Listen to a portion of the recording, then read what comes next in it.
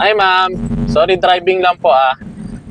Doon sa tanong niyo po ma'am na ano na kung saan to located tong mga services namin. Ito po is ma'am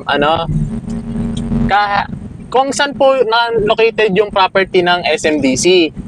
Kasi yun po yung primary na developer natin at doon talaga tayo naka-target at focus.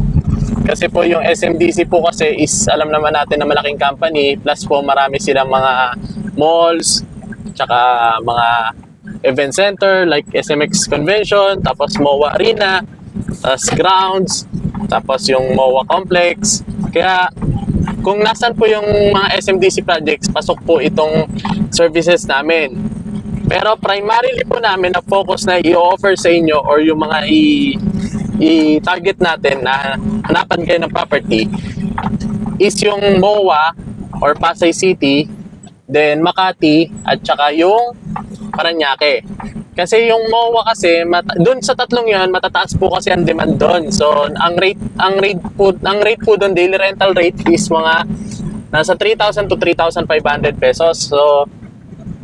So malaki po siya, malaki doon yung rentals doon.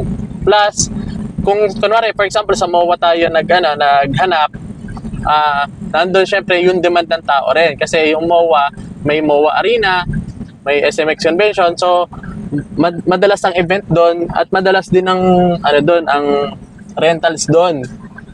At allowed sa SMDC yung daily rentals. Hindi lang siya pang long term kundi pang daily rentals din.